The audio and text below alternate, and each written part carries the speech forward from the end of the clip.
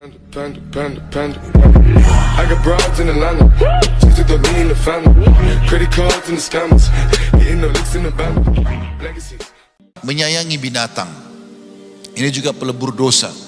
Disebutkan dalam sebuah hadis yang sahih. Hadis ini riwayat Bukhari. Abu Hurairah mengatakan bahwasanya Rasulullah SAW bersabda, "Bainama rajulun yamshi ishtadda alaihi al-'atash, fanazala bi'ran fashariba minha, thumma kharaja fa idza huwa bikalbin yalhath يأكل الثرى من العطش فقال لقد بلغ هذا مثل الذي بلغ بي فملأ خفه ثم أمسك بفيه ثم ركي فسقى القلب فشكر الله له فغفر له قالوا يا رسول الله وإن لنا في البهائم أجرا قال في كل ذي كبد رطبة أجر."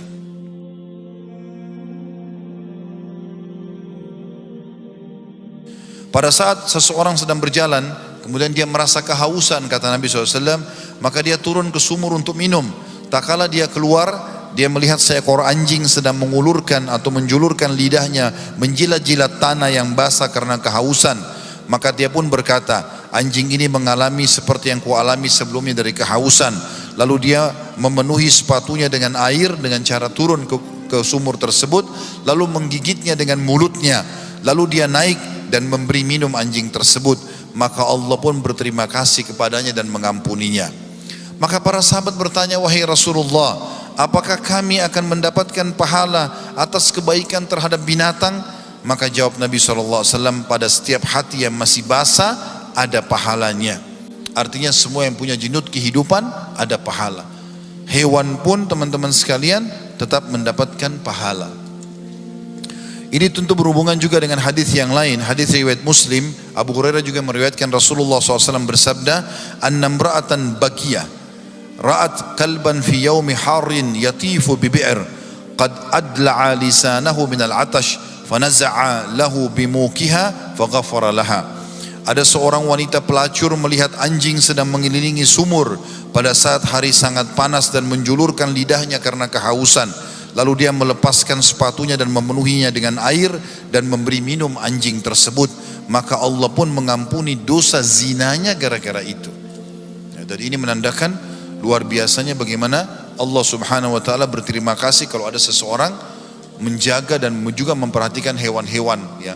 Tentu di sini teman-teman, hewan-hewan yang dimaksud adalah hewan yang dalam keadaan genting seperti ini, ya, dan masuk dalamnya hewan-hewan yang diperintahkan untuk diternak. Kalau hewan-hewan yang dasarnya diperintahkan untuk dibunuh, maka itu tentu keluar daripada hadis ini. Seperti misalnya hadis Nabi SAW, ada 5 hewan yang harus dibunuh baik di wilayah haram atau di luar haram. Maksudnya wilayah haram adalah Mekah, Madinah, atau di luar haram. Kan di wilayah haram tidak boleh dibunuh hewannya, gak boleh cabut pohonnya, ya. Mekah sama Madinah itu ada hukum sendiri. Orang kalau buat dosa dilipat gandakan dosanya, kalau buat pahala dilipat gandakan pahalanya. Maka ada binatang 5 kata Nabi SAW dibunuh di wilayah haram atau di luar haram. Lalu Nabi SAW sebutkan tikus, ya. Kemudian Nabi SAW sebutkan anjing yang ganas atau anjing gila kalau kita, ya. Kemudian yang ketiga masuk burung gagak yang bagian dadanya berwarna bulu putih. Kemudian masuk di dalamnya juga, ya, kalajengking dan ular, ya.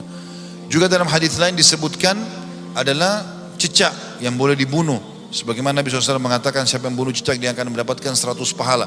Maka ada binatang yang disuruh bunuh. Kalau selain daripada ini, maka mendapatkan pahala dengan izin Allah SWT walaupun memberikan minum. Ini saya juga ingin diberatkan karena kita akan masuk Idul Adha teman-teman sekalian. Di antara sunnah Nabi SAW adalah berbuat baik pada hewan. Perhatikan hadis Bukhari. Kata Nabi SAW, Allah memerintahkan kalian berbuat baik dalam segala hal, enggak terkecuali apapun itu. Semuanya. Kalau kalian harus membunuh, bunuh dengan cara yang baik. Di kancah peperangan berhadapan sama musuh, kalau kita sudah tusuk, selesai. Nggak ada lagi mutilasi. Nggak boleh dicongkel matanya, dipotong kupingnya, nggak boleh. Dalam Islam dilarang. Nabi SAW juga mengatakan jangan kalian membakar musuh kalian, karena yang boleh membakar hanya Allah. Nggak boleh. Membunuh dengan cara yang baik. Kalau dia menyerah dijadikan tawanan, kalau dia menebus dilepaskan. Kemudian kata Nabi SAW, kalau kalian menyembelih, lanjutan hadisnya, maka sembelihlah dengan cara yang baik. Tajamkan pisau kalian dan buatlah sembelihan kalian tenang. Pernah ada satu orang teman-teman, Di zaman Nabi SAW seorang sahabat, dia mau berkurban kambing. Kambing itu ditidurkan, lalu kemudian dia meletakkan kakinya di lambungnya, di atas perutnya, kemudian dia mengasah pisau di atas kambing itu. Ya, iya. Dalam hadis ini dikatakan dan kambing itu melihat ke arah pisau itu. Lalu Nabi SAW mengatakan, kenapa kau tidak lakukan sebelumnya?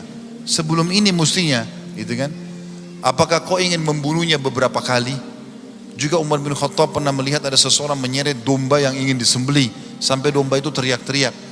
Maka Umar mengatakan, apa kau ingin membunuhnya beberapa kali? Jadi Islam pun memberikan kita adab dalam masalah ini. Kalau hewan kurban lagi makan, biarkan makan dulu. Kalau hewan itu lagi disembelih, tutup dengan spanduk atau tembok, berpisah dengan teman-temannya yang lain. Karena ini juga berpengaruh nanti pada kualitas dagingnya. Maka ini juga termasuk pahala tersendiri dan bisa mengampuni dosa dengan kita berbuat baik.